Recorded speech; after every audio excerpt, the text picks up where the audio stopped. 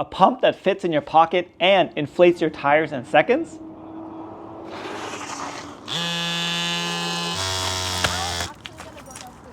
This is a Tiny Bike Pump Pro, and today we're going to put it to the test. But at around $100 Canadian, is it worth the price? Let's find out.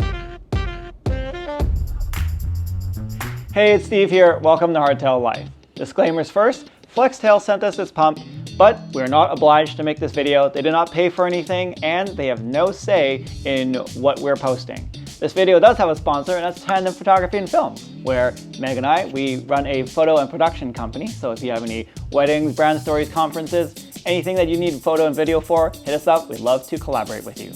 Now, back to the pump. By the way, instead of calling this the Tiny Bike Pump Pro the whole video, I'm just gonna call it the pump.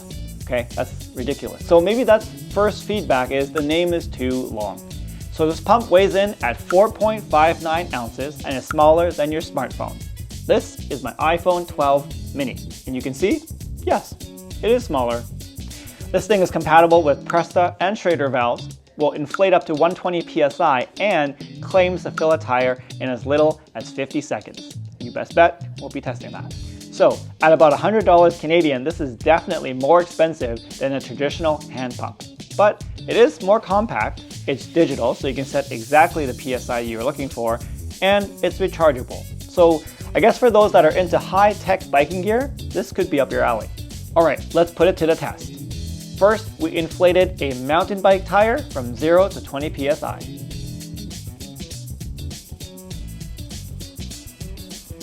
All right, I just realized as I'm about to test the portable hand pump there's no pressure gauge on the little hand pump, so I'll never know when I hit 20 PSI, so I guess we can't really test that. So we'll just test the pump, the digital one, with the floor pump.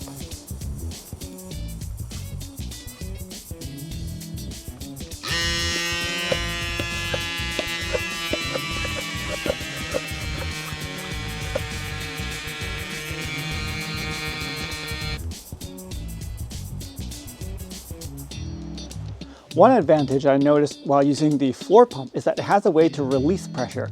Sometimes we want to go higher than our desired amount, maybe to seat the tire and then kind of bring that pressure back down. This is especially true with mountain bikes, where if you are seating a tubeless tire, you want to go well beyond 20 PSI, which is what I run. The digital pump has no way of doing that.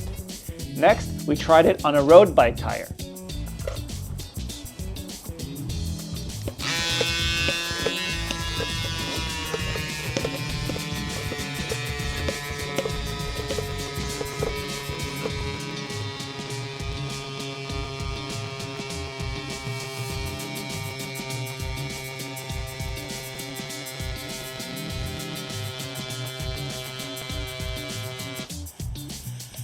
So I just want to note that I filled my mountain bike from 0, or not 0, but as close to 0 as I can, to 20 PSI. And then I filled my city bike to 60 PSI, and I've gone down to 1 bar.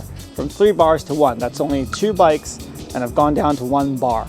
Now, on a trail, I might not need to fill up my bike more than once. Hopefully never. But if there's a problem, like a persistent leak, I've definitely been on rides where people would just grab their hand pump and give it a few shots of air every single time, and they would limp out that way. I don't know if the digital pump is something that I would rely on. I feel like I'd be more nervous about it running out of power, especially with these high volume tires. So if you're the kind of rider that likes your bike tech, say you have a wireless shifting system, wireless dropper, maybe you ride an e-bike, this could be up your alley. It's cool, it's small and compact, it works well, it's hands-off. This might be for you. But for those that prefer a simpler, more mechanical solution, like yours truly, I've got a hardtail, I run a single speed, I might be going back to a rigid fork soon. I think it's gonna be hard to justify the higher price tag and the fact that you need to keep this thing charged. Anyways, whether you're all about hardtails or you're just hardtail curious, you found your crew. We're out here exploring fun trails, sharing tips, and celebrating mountain biking. So if that sounds like your jam, hit that subscribe button so you don't miss a ride. Thanks for watching, and see you in the trail.